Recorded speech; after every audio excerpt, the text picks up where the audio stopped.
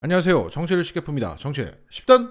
윤석열 망언에 대해서 주어가 없다며 오역을 주장했던 국힘당은 버티다가 끝내 잘못을 인정했습니다. 유상범 국힘 수석 대변인은 이렇게 말했습니다. 사실관계 파악이 미흡한 점은 아쉽게 생각한다. 앞으로 좀 더 신중하게 논평을 내도록 하겠다. 하지만 김기현 국힘 당대표는 입장이 달랐습니다. MBC 기자가 김기현에게 워싱턴 포스트 기자의 원문 공개에 대해서 입장을 물었더니 그는 이렇게 답했습니다. 아니 그건 대통령 발언이니까 대통령실에다 물어봐야지 왜 당에다 물어보세요?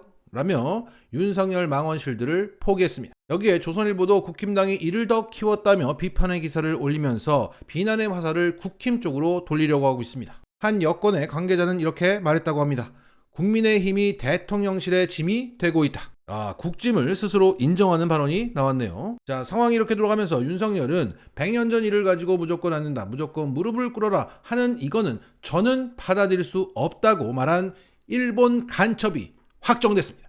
여기에 일제 강제동원 피해자 지원단체는 이렇게 말했습니다. 대한민국 대통령보다 일본 총리가 더 어울릴 법한 망언 중에 망언이다. 한마디로 윤 대통령 자신은 일본에 더 이상 사과를 요구할 생각이 없다는 것이다.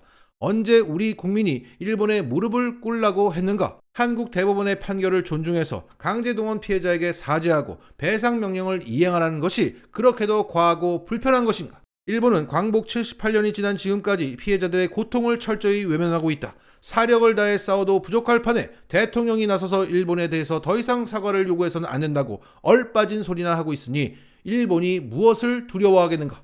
자, 결국 윤석열은 한국의 짐이 되고 있다고 말하고 있습니다. 자, 그러면 3단 논법에 의거해서 국힘은 윤석열의 짐이다.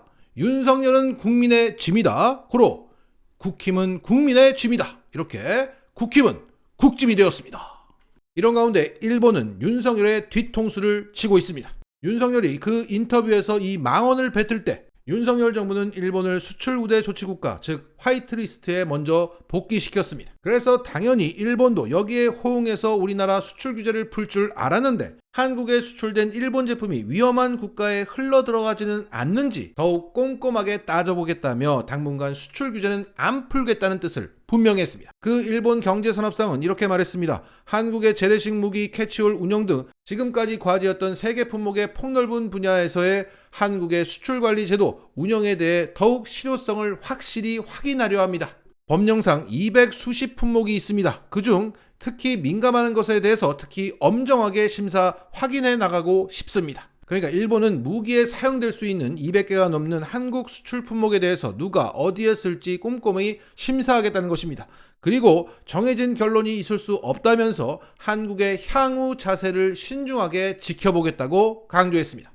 건방집니다. 자, 윤석열이 시원하게 다 퍼졌는데도 일본은 앞으로 하는 것 봐서 풀지 말지를 결정하시겠답니다. 지금 윤석열이 일본 대변인 욕을 먹어가면서 국힘은 국짐이 되어가면서 이 고생인데 일본은 아랑곳하지 않는 모습입니다. 그리고 윤석열의 뒤통수를 치는 것은 일본뿐이 아닙니다. 현재 윤석열이 방문하고 있는 미국 또한 비슷한 결의 이야기를 했습니다.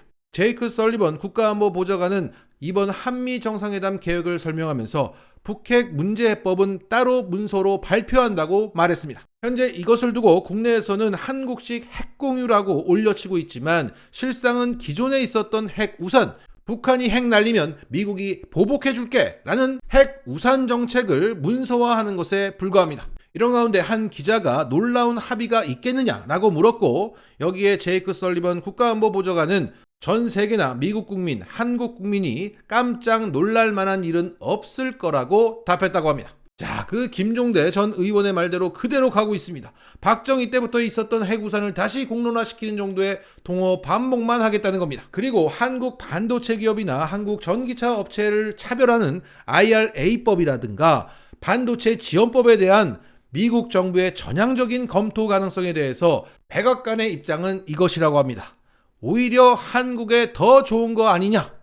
이런 입장만 되풀이하고 있다고 합니다. 자, 이것은 우리 대통령실에서 나왔던 최근 반응과 똑같습니다. 최근 미국에서 전기차 보조금 대상 차종이 발표되었을 때 독일의 폭스바겐도 포함되고 중국 광물을 사용한 테슬라도 포함되었는데 우리 현대기아차의 전기차만 제외되었습니다.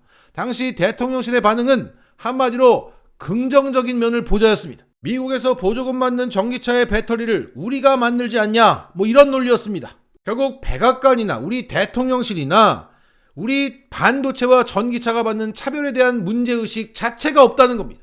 이게 최종적인 입장이었던 건데 우리는 계속 기대를 해왔던 거죠.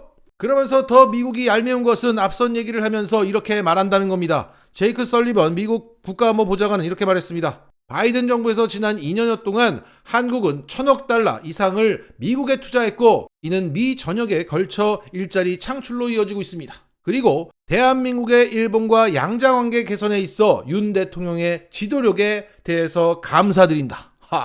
뒤통수를 치면서 땡큐 하고 있습니다. 와, 이런 가운데 오늘 바이든이 재선 도전을 공식 선언했습니다. 이게 한미 정상회담과 연관되어 있는 것처럼 보이지는 않지만 이런 건 있을 수 있는 것 같습니다.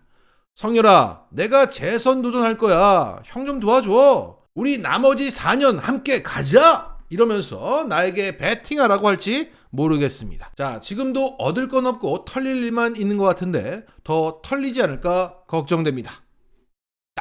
어제 뉴스타파 봉지욱 기자는 불법 정치자금 수수 의혹을 받고 있는 국힘 김연아의 녹취 파일을 공개하고 핵심 관계자, 회계 책임자 이광환 씨의 증언을 받아냈습니다. 이후 봉지욱 기자는 자신의 페이스북에 이런 글을 올렸습니다. 고양정 당협사무실에 갔더니 공정과 상식위원회란 종이 편말이 붙어 있더군요. 문득 그 장면이 떠오릅니다. 이번 취재는 국민의힘 내부 고발이 시작점이었습니다. 그 후 검증 과정에서 당협 사무국장을 만났습니다. 고심 끝에 이름과 얼굴을 공개하고 인터뷰에 응해 주셨습니다. 녹음 파일 속 김연아 전 의원은 회비 납부를 독려하고 있었습니다. 그런데도 본인은 관련이 없는 일이라고 합니다. 이 사건이 과연 개인의 일탈이었을까요? 조만간 후속 보도를 하겠습니다. 반론도 충분히 듣겠습니다. 언제든 연락주세요.